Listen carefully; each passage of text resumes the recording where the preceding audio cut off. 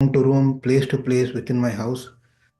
Uh, as there are some work is going on in my house.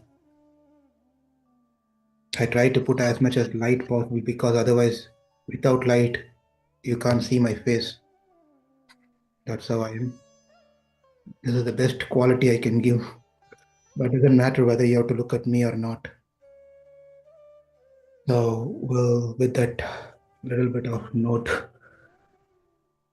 let's continue reading from this beautiful book, The Nectarian Ocean of the Holy Name by Sacinandana Swami.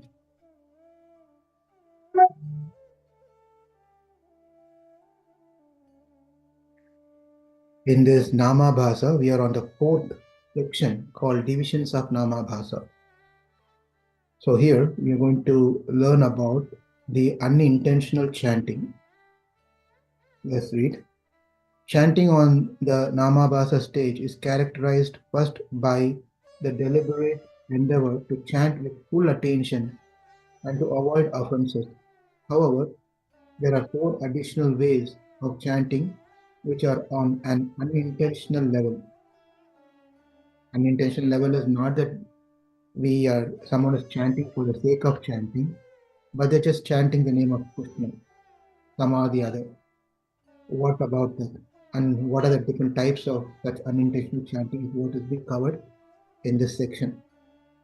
Now, however, there are four additional ways of chanting which are on an unintentional level. Due to the Lord's mercy, they nevertheless show a certain effect and are thus categorized among Namabhasa. This demonstrates the unlimited power of the holy name and the Lord's strong desire to elevate the conditioned souls and take them back home to his abode. So even if someone is chanting unintentionally, one gets Lord's mercy. What are the four types of unintentional chanting? Number one, indirect chanting, Sanketya. Number two, chanting jokingly, Parihasha. Number three, musical entertainment, Toba. Number four, indifference or contempt, Helana. So let's see this indirect chanting, Sanketya. This refers to people who chant with a material conception and mean something else. For example, passers by may say, "Look, More, here again are the Hare Krishna people who are like colored spots in our town." Or, "Really, those Krishnas should work." Or, when someone is chanting the holy name but means something else. This is illustrated by the story of Ajamila, who called the name of his son Narayana and thus attained liberation. When a wife says to her husband, "Harry, please pass me the Rama margarine," whatever it is, maybe, and she thinks of the margarine with the name of Rama, but I think it's some type of an intoxication thing. But she is still chanting the holy name of Rama. Certainly, this is unintentional chanting, but the holy name is so merciful that Krishna appreciates it as pious activities.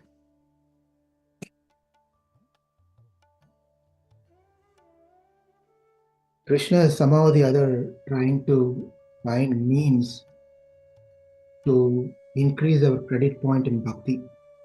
It's very obvious whether we are doing intentionally or whether we are doing unintentionally, as long as we are doing somehow or the other bhakti. Krishna writes down in his note that this person has performed devotional service unto me. And from that point onwards, Krishna helps us to increase our bhakti. It's quite obvious when you read this section of Namabhasa. Let's move on to the second one, Parihasya, meaning chanting jokingly. Hope the first one is clear. The intention is nowhere to tell anything about holy name, but somehow or the other, look at those Hare Krishna people. They are crazy people, something like that. Even one point of time, there was an article written against ISKCON many years back at Prabhupada's time, and one of the disciples went and gave that article to Prabhupada. Prabhupada, look at this. This newsletter is talking bad about our movement. And Prabhupada asked that person to read it and then said, can you count how many times the article speaks about Hare Krishna? And that person counted. Yes, a lot. Therefore, Prabhupada said, well, that person who wrote this article will be benefited.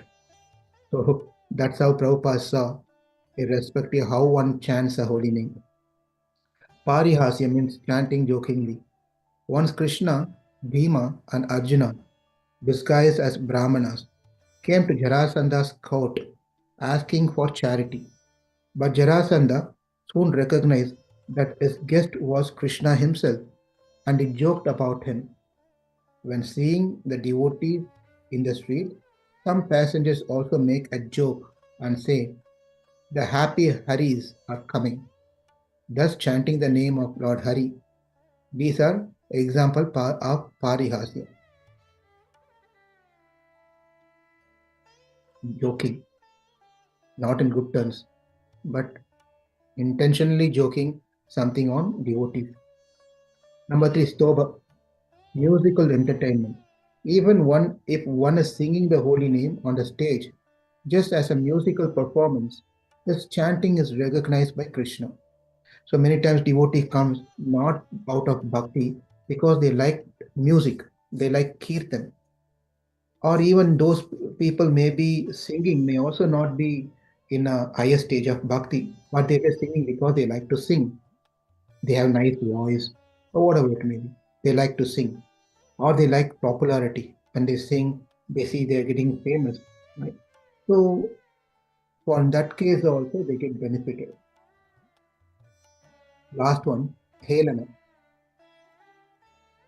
indifference or contempt. This kind of Namabhasa is sometimes found when devotees are chanting inattentively while performing other activities.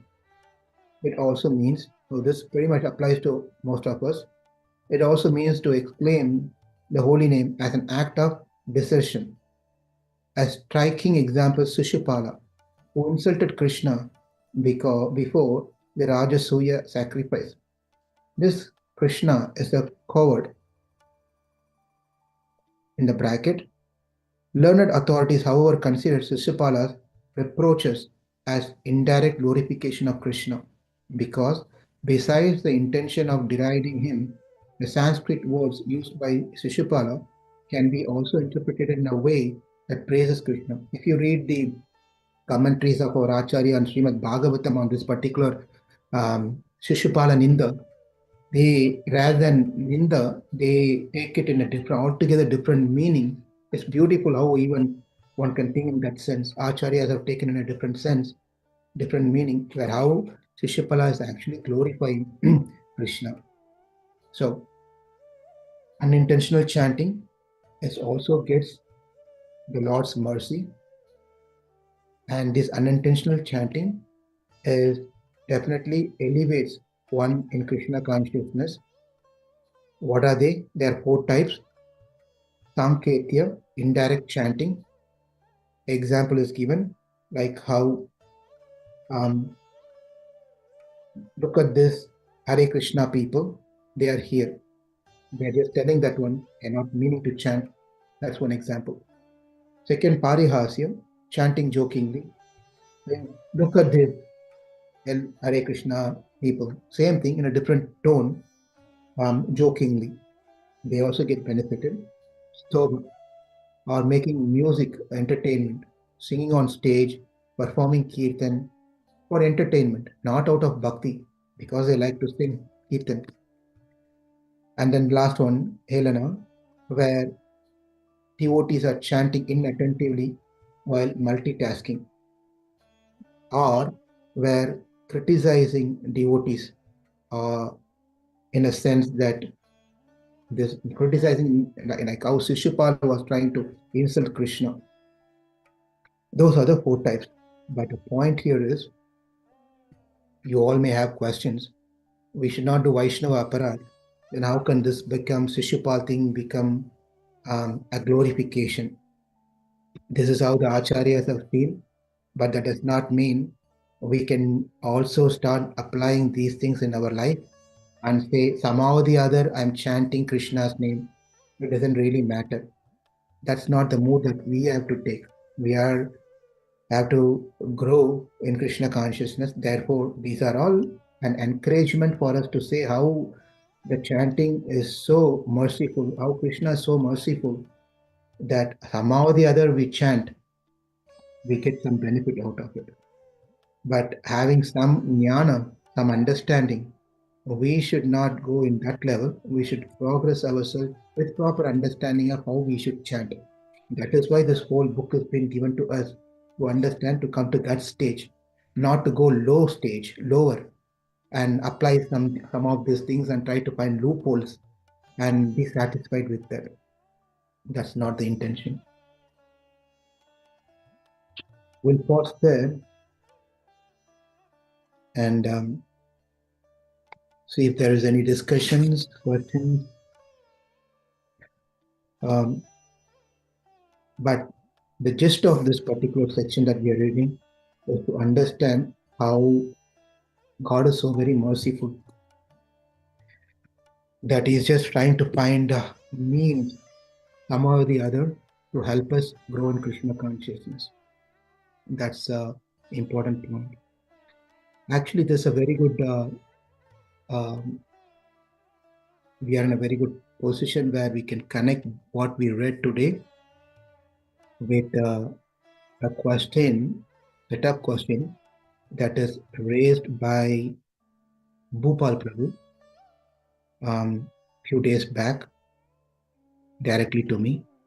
I think we can discuss that question and see how far we go with that one and follow up questions, all things with it. Okay. So with that said, I'm going to read these questions. Beautiful questions, very nicely um, framed questions. It's a three-part question. Question number one: is advancement in bhakti commensurate with the level of austerity we perform? That's question one. That means is how much our bhakti we do, how much our austerity that we do is parallelly the bhakti is going to grow, or they don't. It's not necessary. In other words, number two, how important it is to go beyond the minimum prescribed austerity by our acharyas. And it's a long question, detailed question. Srila Prabhupada said that if you just follow the initiation vow sincerely, going back to God is guaranteed. So why should we do additional austerities like staying up all night on Ekadashi, doing Nirjal Ekadashi, observing Chaturmasya, etc.? Number three, if the answer to the second question is to say austerities are to accelerate our spiritual progress, the follow-up question is how can we balance it against our other duties, family, job, etc.? In the name of spiritual progress, the sub question of that, in the name of spiritual progress, is it right to overlook all our mundane aspects or even to torture the body? So these questions is not a challenging questions, by the way. These are sincere questions because it's very clear it is sincere because we can obviously see the second question is said like a challenge. Why we have to even follow all these things when and the acharyas are given certain things to follow. But then the follow-up question says, well, I'm willing to follow, but how can I balance it? So it's a nice questions, set of questions. We'll see how far we can go with these three questions. Going to the first question, the advancement in bhakti commensurate with the level of austerity we perform. Answer is yes. Um, yes, and also we can say no in one sense. The bhakti that we are talking here, as per the Linga Purana, it says Sneha Purvam Anudhyanam Bhaktiridhyabhidiyate. Linga Puranam says that what is bhakti? Bhakti is Sneha Purvam Anudhyanam Bhaktiridhyabhidiyate, which means that bhakti means sneha. Sneha means love, preeti. So we have to go a little back to our Bhagavad Gita and understand this particular thing to answer this question. So that's why I said we'll see how far we can go with this set of questions.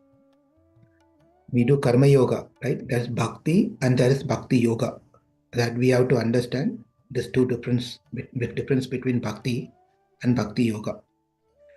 Bhakti is there in all the yoga systems, whether you do karma yoga or whether you do jnana yoga or whether you do bhakti yoga. Bhakti is part of all this yoga system. Karma yoga, for that matter, karma yoga, when we perform karma, it increases karma. When we perform karma yoga, it cleanses our consciousness, chitta shuddhi. Our consciousness get purified. That is why one performs karma yoga. But if you see, when you do karma yoga, bhakti is also in part of karma yoga. Uh, we go to yatra, we do nama sankirtana, we study the scriptures, we do perform certain austerity, certain yaga, certain yajna. All those things are part of karma yoga. You can read the fourth chapter of Bhagavad Gita. It tells so many list of different types of karma yoga, karma that can be performed, which is karma yoga. Perform those yoga, karma yoga is performed with some understanding, some jnana, that I want to purify my consciousness. Therefore, you see, one perform karma yoga with a bhakti and with jnana. That is karma yoga. So, jnana yoga is where bhakti grows when we perform these activities prescribed in the Bhagavad Gita. Bhakti karma grows, karma yoga grows as we follow certain injunction that's given in the fourth chapter of Bhagavad Gita, like that. Now, when it comes to jnana yoga, the jnana grows when dhyana grows. When dhyanam, when we are able to focus on the Atma, then our jnana yoga is growing. We are able to focus on our Atma. Now, when the focus is changed from Atma to Paramatma, that is called when the Preeti grows. When the love towards the Paramatma grows, Bhagavan grows, then naturally Bhakti grows. That turns into Bhakti Yoga. I hope this is clear. Karma Yoga, Jnana Yoga, and Bhakti Yoga. Karma Yoga grows as our Chitta Shuddhi happens, the consciousness gets purified. Then jnana grows when dhyana grows. Jnana yoga grows when dhyana yoga grows. Dhyana grows. We are able to focus on our Atma. Now, the third point is our bhakti yoga grows when our preeti grows, our love for Krishna grows. And how is that particular love should be? That is what I said as per the Linga Purana, where it is said our sneha purvam, our love for Krishna grows without any expectation. Then Snega Purvam, Anudhyanam. Anudhyanam means not once in a while. Anudhyamana means every single moment. We are in consciousness, Krishna consciousness of thinking about Krishna. I'm not thinking about myself, I'm only thinking about Krishna. That is Bhakti Yoga. That is highest level of Bhakti. When we can see where we stand, that highest level of Bhakti. And in the Upanishad, there are at least 32 different types of vidyas, bhakti yogas are being given.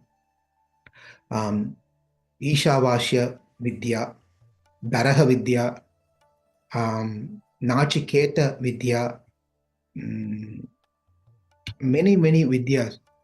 It's been given in the Upanishads, where one can adapt one particular. Varuni Vidya is another one. Akasha Vidya, Madhu Vidya, Sandilya Vidya. Many Vidyas has been given. So one can pick up one particular Vidya. This is nothing but in part of Bhakti Yoga. And one can practice that particular Vidya to master that and attain the Lord Moksha. That is one level, one thing. Now, that is all depending on our own effort.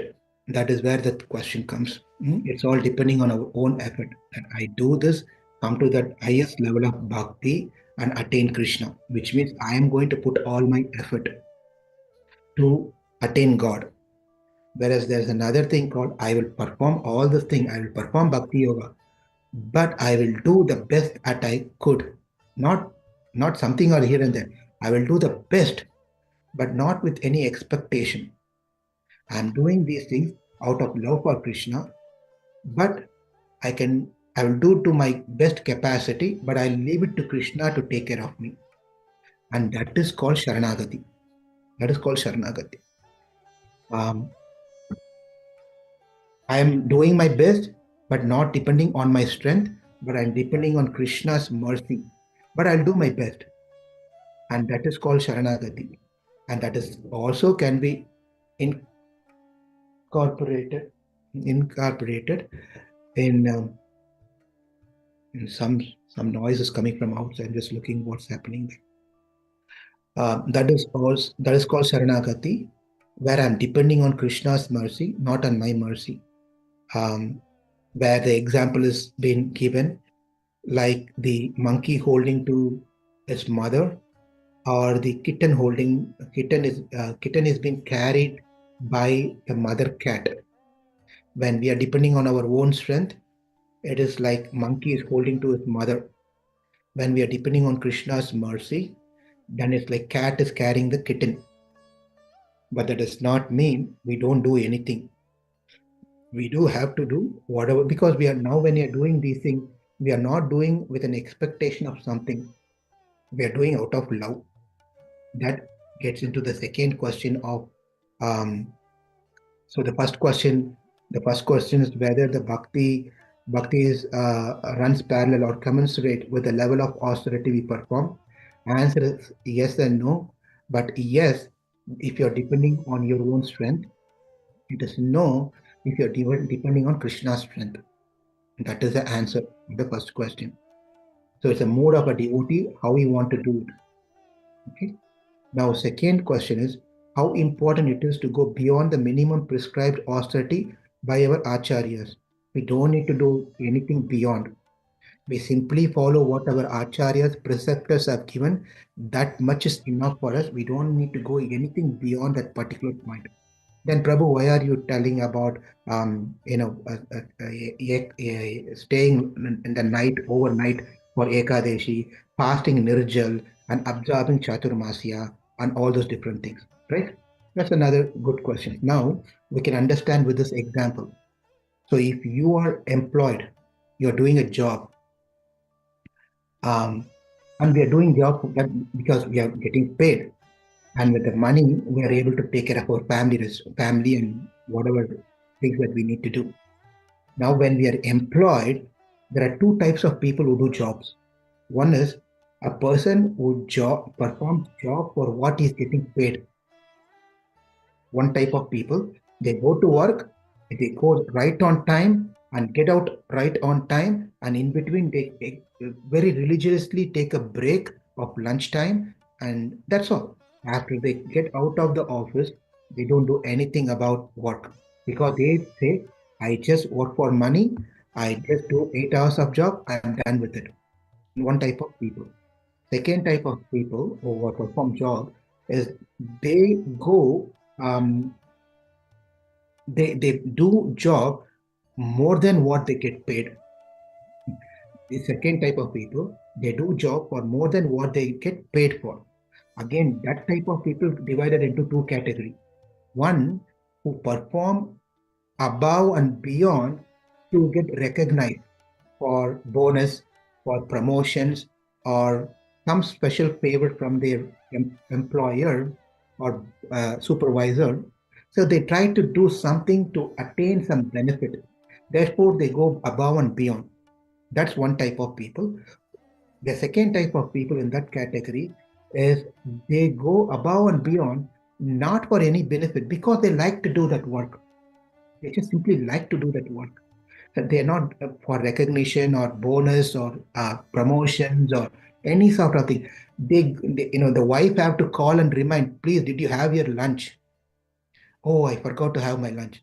Or the wife have to call, or wife, or wife also goes to work, right? So whoever it is, the spouse has to call and tell, it's already 6 o'clock. You have not reached home yet. I totally forgot. I got into this one. I'm just so involved in this one. I didn't even notice that it's already 8 o'clock. I'm starting now, right? This person does work out of that love for his work. He love to do. He's doing that work. That's all the purpose, no other purpose, right?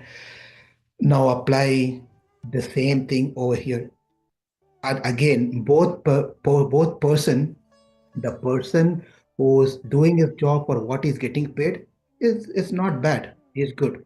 The person who is going above and beyond without any expectation because he love to do this one is also very good. Is also very good. Of course, a person who is expecting something is not an example that we want to take into Krishna consciousness. So we leave that example out. That is not expectation, material expectation in Krishna consciousness is not a good example. So we're going to leave that example out, that criteria of person out. So only two types of people: one who does a job for what is getting paid, a second type of person who does the job above and beyond because he loved to do it. That's all. He's not expecting anything. Likewise, in Krishna consciousness, we simply following what has been given by the acharyas is just simply good and enough for us to go back to Godhead. But there are there, there could be devotees who are doing this not just because they get some extra credit point, but they're just doing for the sake of doing. It is beautiful, it is nice, it is wonderful. Take some little bit of austerity. And then taking this austerity not to impress or not to gain some punya. It's just nice. It is nice to to make them think more about Krishna and to cut down certain activities and focus more on Krishna. I've been sleeping every day. Why don't I not sleep one night and dedicate that one night with devotees to think about Krishna? Not that by doing this, I'm going to get some punya, not to get rid of all, if you read the Ekadeshi Mahatmyam, 24, 25, 24, 25 stories are being given. You read all the stories, at the end, there is some material benefit. You get to heavenly planet, your papa will go, your family will be nice, but we are not doing all this thing for that reason. We are doing because here's another opportunity on this auspicious day to think about Krishna, to fast on Krishna. I've been eating 3 times a day, every year, 365 days. Why don't on Chaturmasya I reduce down my 3 times eating to bring some control of austerity? So that is the only reason why devotees sometimes go above and beyond. No other reason. And these are all not with any expectation. And it is not against we are not going against the teachings of our Acharya also. When Acharyas especially say, you know, a good example is Hanuman. Hanuman has been given an instruction to by Ramachandra, you please go to Lanka and find if Sita is there. That is a simple example, a simple instruction has been given by Ramachandra to Hanuman. But what did Hanuman do? He went there, he saw Mother Sita, he should simply said, I follow the instruction of Acharya, I return back. You should have just done that one. Period. Rama would be happy. No question about that. Rama would be happy. But what did Hanuman do? He followed the instruction and also went above and beyond. He went above and beyond. He went and met with Ravana. Whatever he did, we know all those things. right? It is just out of love, not to impress Rama. It is only out of love he did this one. Bharata, for another example, Ramayana, where Rama told, "You go to Ayodhya, 14 years, you take care of the kingdom, I'll be back." Bharata could have simply gone there and simply done nothing, simply nothing, just maintenance work. Everyone is doing their job, done. He can simply spend 14 years without doing anything, just run the show. But what he has done when Rama comes back to Ayodhya, he says, Rama, whatever you have given to me 14 years back, the treasuries has increased 10 times. Our kingdom has increased 10 times. Everything has increased 10 times by your mercy, Krishna, by your mercy, Lord Ramachandra, not because of my strength. Out of your mercy, I was able to increase our opulence of Ayodhya. Increase it. It is not of my strength, of your mercy. I was able to do this. Now I am returning everything back to you, Rama. That is the mood.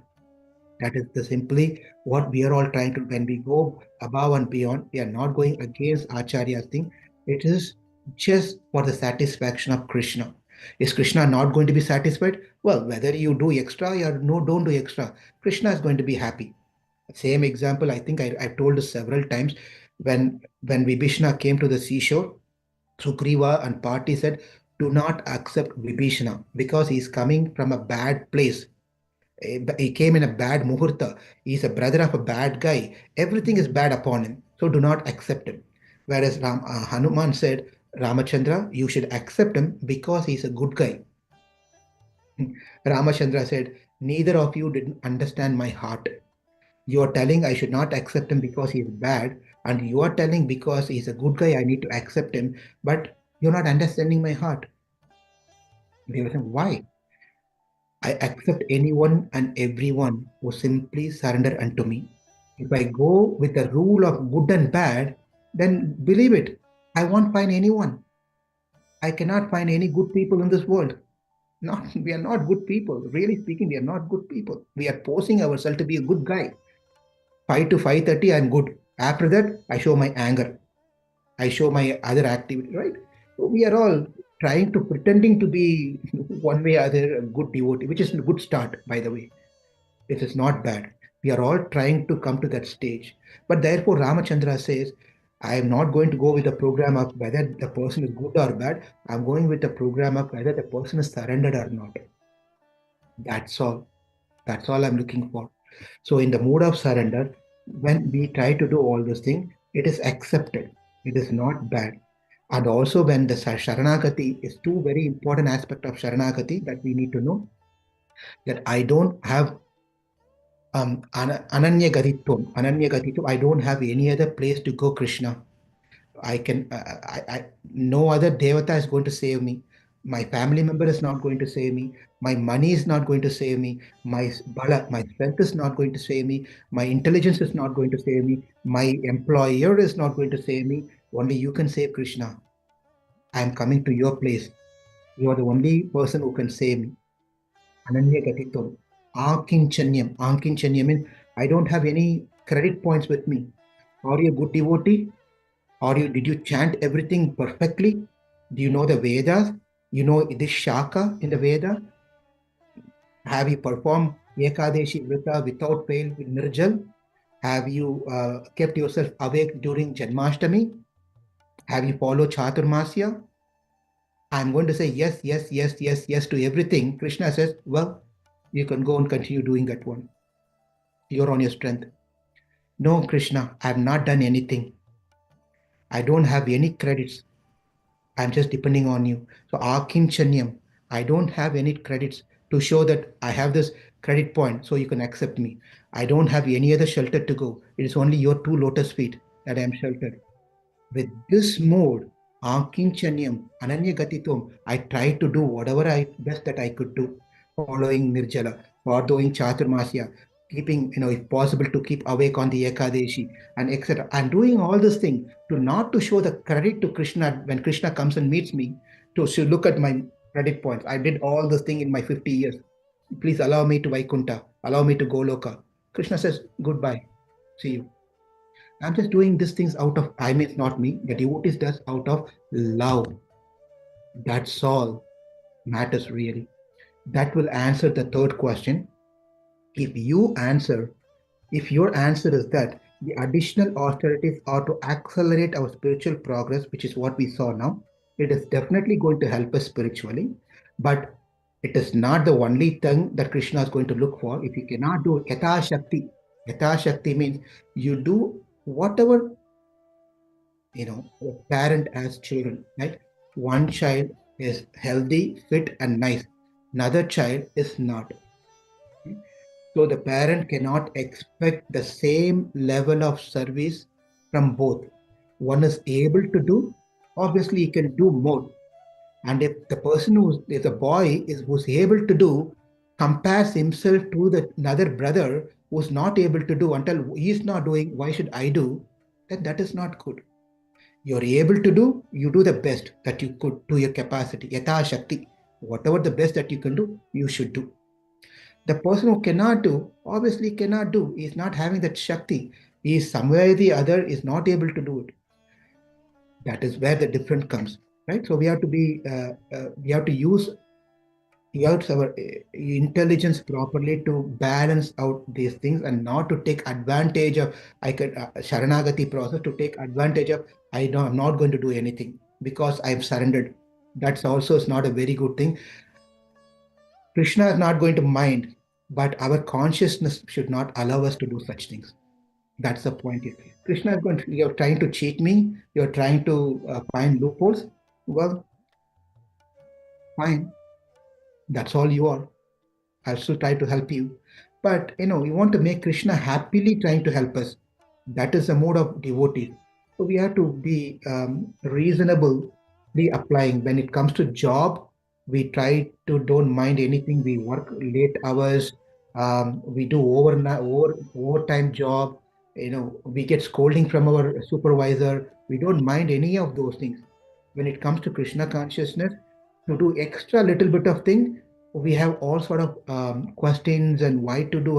And again, this is nothing to criticize this question. I'm just trying to see how we sometimes our mind goes crazy to uh, uh, show differences between how we duplicity. In other words, at workplace, I don't have all these questions. When it comes to Krishna consciousness, I ask all these different questions. Right?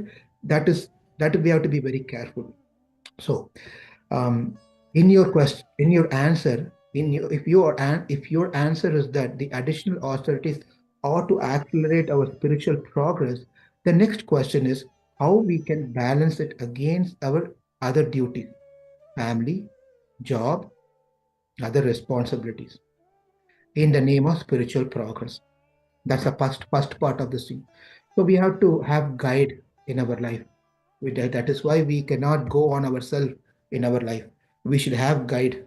The guide, if the guide is not there, someone is not helping us in our Krishna consciousness, we will sometime take Krishna consciousness to the extreme where we get burnt out. And we'll say, Prabhu, we'll send a message. Prabhu, do not call me anymore. I'm so tired. I'm doing cooking service. I am doing IT service. I am doing cleaning service. I have to take care of my family. I'm going to stop everything for a minute. And I've seen several devotees in this category. You must also know, must have come across. Devotees go to the extreme case of doing so many services, and one point of time they stop doing everything and take a break, total break, total break. They'll disappear from somewhere, right? So that is also not good. So one has to try to learn to balance with some help from some devotees who are also able to balance their life. So take some guidance and apply in Krishna, in how to balance the family, job, Krishna consciousness, and so forth. And it is not a cookie cutter program, and it based on individual job responsibility. Sometimes devotees may have a nighttime job. It's not going to be applicable for the instruction given to other devotees. It may change. So it all depends on the individual that they have to work with some guidance from senior devotees to see how we can balance. And some things are naturally we can balance ourselves, not that everything has to be instructed. Sometimes we can use our intelligence. to give priority to Krishna consciousness. Important point. My job is to run the family. But if my job is going to take away my Krishna consciousness, then I need to think about it. This does not require mentorship, counseling. As a practicing devotee, we should know if my job is taking me away from my practices of Krishna consciousness, then I have to think about my job, what I need to do. That intelligence, we have to pray to Krishna, and there should be some sort of detachment in those things as well. We don't want to compromise our Krishna consciousness practices in the name of job, right? That is very important. If it is a temporary thing, situation, you have to work for 1 month, 2 months, and we have to do some adjustment with our practices, that is fine. But that is what our job for the rest of our life, then we have to think about that particular type of job. Now, second, last part of this question. In the name of spiritual progress, is it right to overlook all other mundane aspect or even to torture? I already addressed the overlook other mundane aspect that has been addressed. Now the last part of the question, it is even right to torture the body. No, we don't need to torture the body. It is not torturing the body at all. We only, the Shastras prescribes only those things which a human can perform. Very simple. The Shastras are the equal, it cannot be equal to even 1,000 mothers, right? Our mother can only be showing our love and affection in this very lifetime. And we are going to have another mother next lifetime, right? But the Shastras are not mother for one lifetime. It's been our mother for Anadi Kalam, many, many, many, many lifetime. Shastras our real mother.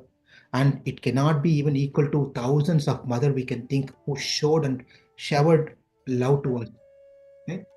The Shastras are not going to let us suffer and torture our body beyond a point. So for Vastavas Shastra is telling us to follow, it is humanly possible. It is not that it's not possible. And also the Shastras are giving options. If you are cannot do this level of fasting, you do this level, second level. If you cannot do the second, you fast, you do nirjal. I'm just taking an example of nirjal. You do nirjal on every Ekadashi. That's what Shastra says. You should not even take a drop of water. Well, I cannot, I have to travel, I have to go to job, I have to attend meetings, I have to hold presentation and talk to people. I need some energy. It's hard. All right, take water. If that is what is, take water. Well, not only that, I have not only me, I have to run the family, I have to take care of my father-in-law, brother-in-law, I have to cook for everyone. Well, take some fruits along with water and some milk, some dry fruits, right? You can take. Well, that is not possible. I have to eat something solid and something, well, take some upavasa items. Whatever the items is recommended on fasting day, eat those things. There are Shastras giving many, many, many, many, many layers of options. You cannot do this, do this, do this, do this. Cannot do this, do this. Options are given. That is merciful mother. But for ourselves, we have to be truthful which level we can fall into. We cannot go to the bottom level 3 times a day, 5 times a day. On Ekadeshi, I will eat Ekadeshi Prasadam. Come on, be practical. That is not what Shastra says, right? We cannot misuse the options that has been given.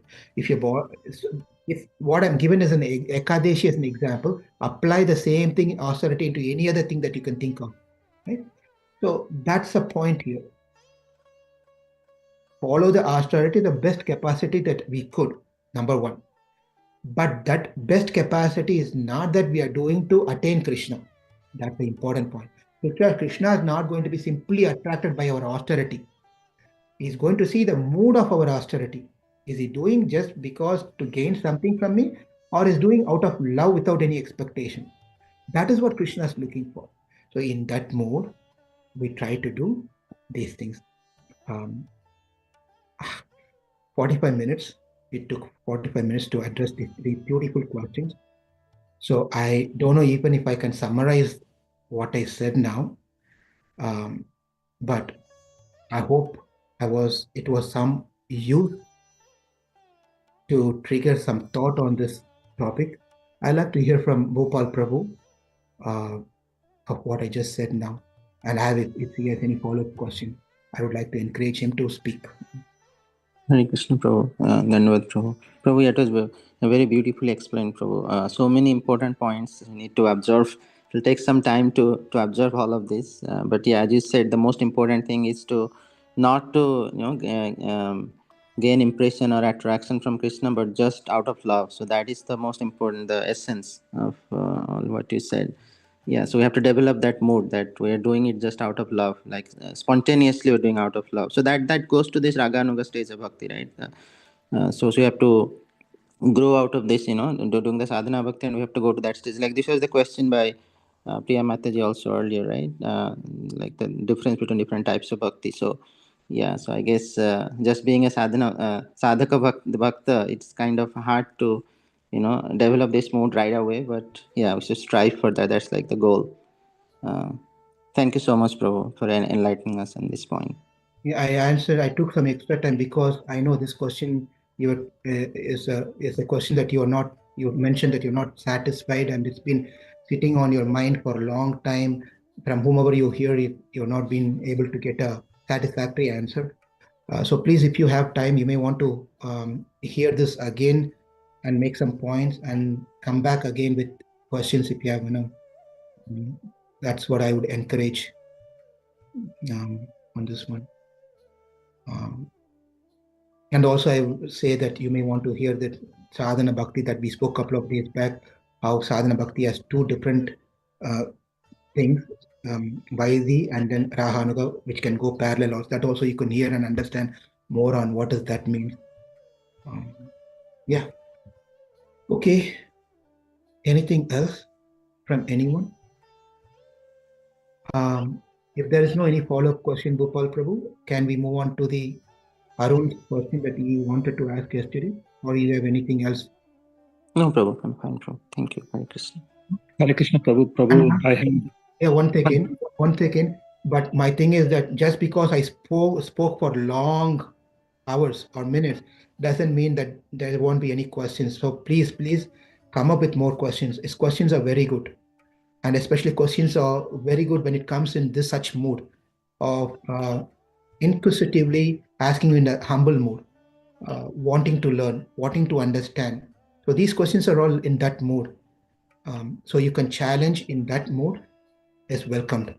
So please ask questions. Okay, someone was speaking now. Prabhu, Gopal Prabhu. Hare Yes, Krishna. Hare Krishna. Prabhu, I have a follow-up on that one.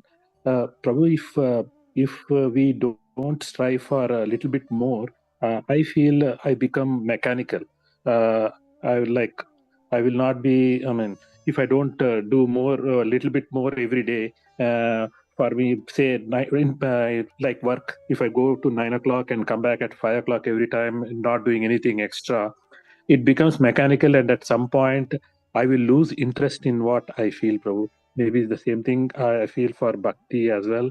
If I don't do any strive for anything more each day, read something or something of that sort, I would lose interest, is what I feel, Prabhu. That's only thing I would say.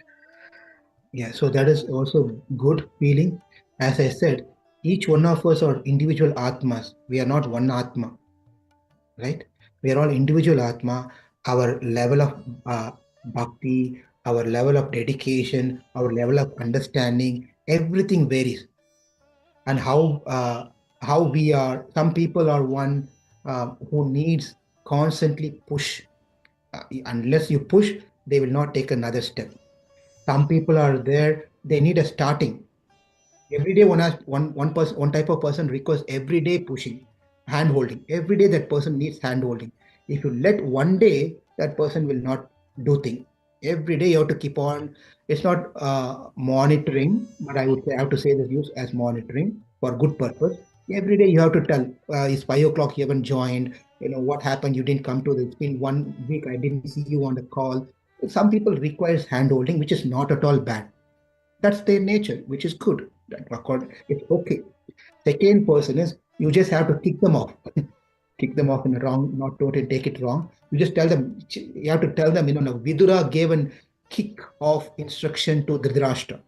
Dhritarashtra, you have to read Mahabharata, especially Bhagavatam also has this, but you have to read Mahabharata, especially to understand the instruction given by Vidura to Dhritarashtra. Heavy. It's heavy. Very heavy.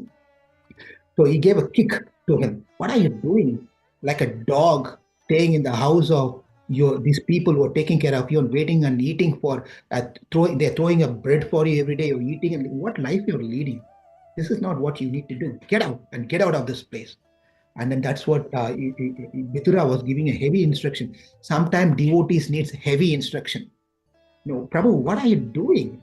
You've been chanting for coming in Krishna conscious for 10 years, 15 years. There's nothing happening in your life. There's no change in you. You're just doing the same thing, Prabhu. What are you doing? Why don't you change your lifestyle? Become serious. You know that you're going to die anytime, Prabhuji?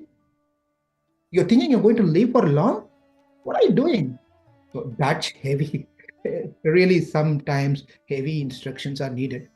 And that person, it's a wake-up call for that person. He just gets up, oh yeah, my God, I'm initiated, I've been chanting, what am I doing? I have to become more serious. I'm already old now. That kickoff is needed for that person. There are another type of people who doesn't need anything. They are self-driven. They are self-driven. Rare souls, they are self-driven. And they just hear one time, and you see they're just strictly following that particular thing. And they not only that, they go above and beyond. They feel not satisfied with what they're doing. They want to do more and more and more and more and more and more, more and more. Again, same point, not for impressing others, not to get anyone's attraction. They love to do it. Not for, again, love to do is also has a problem. For Bhopal Prabhu's question, I should take this one. Love to do it is not for our for get pleasure for myself. Love to do it to keep Krishna happy. If you remember in Tirupavai, we saw this a snake and ladder thing where you come to the 99th point and 99th, not 98, 99 is a big snake. Why did you do all this thing? It's a question that Krishna is going to ask us. Why did you do all this thing that you did? Krishna, it makes me so happy. I'm feeling so peaceful. That's why I did, Krishna.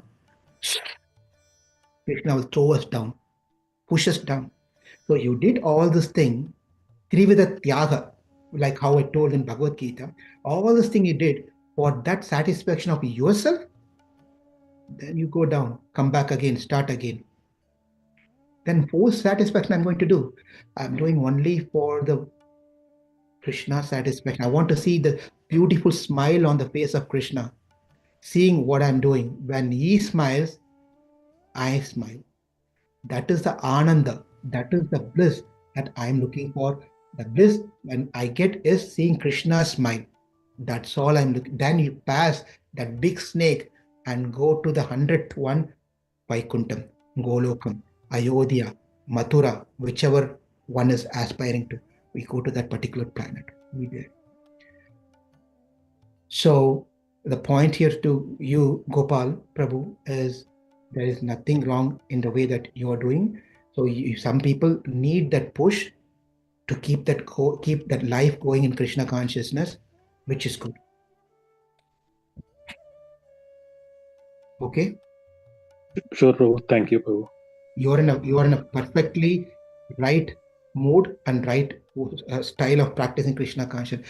Keep pushing yourself, but push in a way that you don't break. Number one, push in a way that you don't create fear in a family situation because we are all Grihasthas. Number two. Number three, it is nice to consult with someone as we are trying to take up extra push. It's always nice to take some consulting the seniors to some. Okay? Sure, Prabhu. Thank you, Prabhu. Thank you. Hare Krishna. Hare Krishna. Anything on, before we go to Arun, anything on the same topic? And you can also ask this question anytime, not today, you have to finish it. Okay, we'll just take one question so we can wrap up at least by 6:30. So Arun, you had a question last night. I cut you off. Is it something you want to ask now? Hare Krishna Prabhu, Dandavat Pranam Prabhu.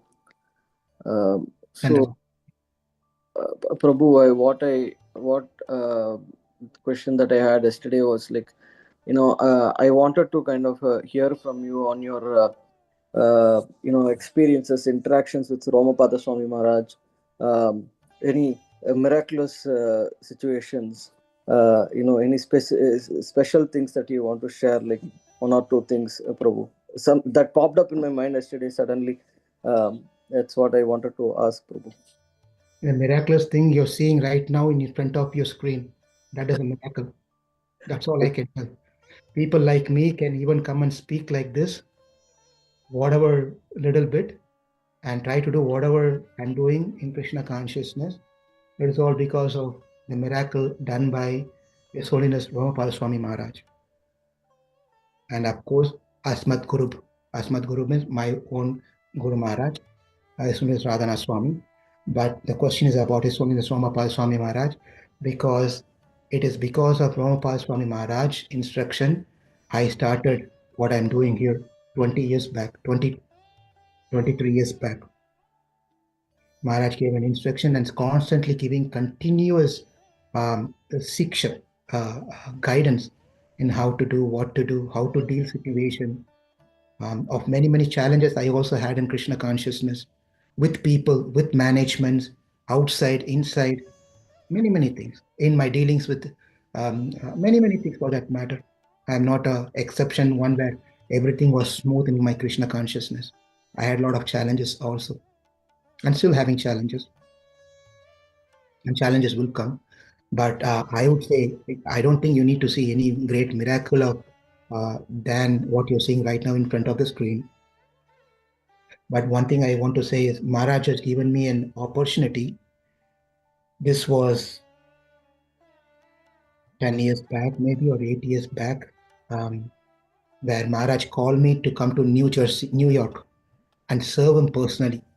1 week, I took a day off from my work, family, everything.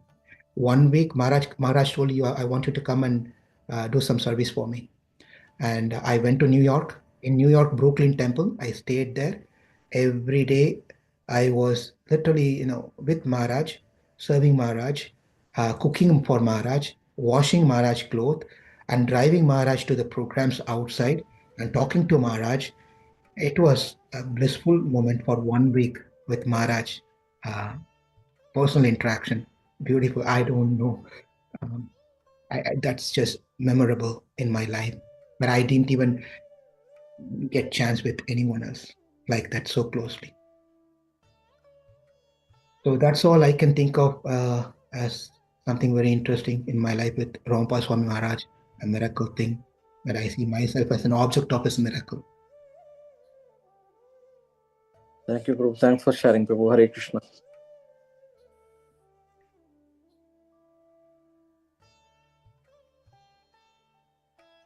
There's a lot of experience that interactions and things I had with Maharaj. Maybe I should put my thought together, meditate upon that, and then maybe I should write those things, and then I can maybe share later. But that's all I can immediately think of right now. Sure, Prabhu. Definitely. Thank you. All right, just 1 minute left. And any last minute, 30 seconds question or sharing? Hare Krishna, Prabhu. If anyone doesn't have any question, so Prabhu, I was thinking on this thing, Prabhu. Like you were telling that you were here in St. Louis for like almost 20 plus years, almost 24 years, right, Prabhu? And then close association with the temples and the devotees, and then moving on to another place is definitely a challenge in terms of everything, like because yeah, all aspects. But see Maharaj, that every day Maharaj is giving class from different place, different countries. It keeps on traveling, and like, what is the learning there, Prabhu? Like, I was just thinking along those lines. Learning is very simple. Follow your ashrama. Whatever your ashrama is, you follow that ashrama first. We are not trying to, we don't need to try to imitate someone else. The idea is to develop Krishna Bhakti, whether you are in a Grihastha ashram or whether in your a sannyasi ashram. There could be you could have taken sannyas and travel everywhere. But if there is no bhakti in it, what's the point? You can stay in Grihastha ashram and perform all those things, but you don't have bhakti in it. What is the use of being a Grihastha then? Right? So we have to get inspired by seeing other devotees, but we have to take the principle. We have to take the principle of that. We are not Grihastha cannot become a sannyasi. It is not recommended to become sannyasi, by the way. But the Grihastha has to follow the Grihastha ashram. Whatever is needed, they have to follow that. But we get inspiration by those great souls. You see how great that devotee is. Maharaj is completely detached, every single day traveling different places and giving lectures. Even though I am in a Grihastha ashram, what is the principle that I need to apply from that one? Not that I also start traveling, being a Grihastha, start traveling every day some places and doing. That's not what the message is. We get inspiration. Okay, let me dedicate that detachment, that level of detachment, level of sincerity, determination, detachment. That is what I learned from seeing Maharaj in different places, giving very dedicatedly, sincerely, not attached to one location. So how can I incorporate that principle in my Grihastha ashram is what we need to apply, not otherwise. Like sannyasi also should apply. The sannyasi ashram, he should not become a Grihastha and I'm not going to go out of, is that the dharma? They cannot settle down in one. Of course, different types of kshetra sannyasi, different sannyasis are there. But according to their whatever the sannyas order they have taken, they have to follow that one. So the inspiration is what we take mostly. The principle, the inspiration we derive from that, not the details of that particular varna or that particular ashrama. Make sense? Yes, Prabhu. But maybe some other day, like how do we? I mean, how does that inspiration we incorporate into Grihastha life? Something, if the time permits, I mean, we can discuss, Prabhu. Say some other day. In Tamil, you know this. In Tamil, they say that பூவோட சேர்ந்த நாரும் போல, which means naru means a thread. Thread does not have any fragrance. But when the flower, jasmine flower or this nice fragrant flower tied with this thread, the thread gets the smell, the fragrance of that flower. Likewise, we also become the thread by associating with that flower of that devotees who have such sincerity, dedication, determination. We also get inspired to become like that. That's the only secret in Krishna consciousness. The more we associate with such people, we become such. That is, and the whole purpose of what we are trying to do here is all, I'm deriving that sincere. See, you all extended your stay last night till 11. No, we cut off at 10:45. I'm sure you didn't get deep sleep at 10:45. As soon as we finished, it would have taken 15, 20, 30 minutes or whatever you have to wrap up at your home. It would have taken some time for you to go to bed, but you're here. Sharp 5 o'clock, you all joined. So this is the inspiration we get. That's how we develop. But if you want more thing, we can talk about later also. Okay? Sure. Thank you, Prabhu. Hare Krishna. Thank you all very much for joining this morning again. And you all, wherever you are, enjoy your Sunday program with the Association of Devotees. Please remember what has been told. Our mood is to be surrendered to Krishna. That's one level. Second level, the highest level than that is to be surrendered to the devotees of Krishna. That is difficult, and that is called the highest surrender. Surrendering to the devotees, that servant of surrender. So we want to come to that level of surrender. So let's all aspire to become servant of servant, and pray to Krishna to give that mood. In that mood, we take up austerity and do whatever we can do to the best, because we are healthy now. After a few years, we cannot do what we can do. And again, when we're doing this austerity, don't harm yourself. Don't don't bring jeopardy in your family life or a job or anything. Yatha Shakti, that's why do the best capacity that you could without any expectation, but just for the satisfaction of Krishna. Thank you all very much. Have a wonderful rest of the day. Tomorrow we'll meet at 5 a.m. Central Time. Hare Krishna.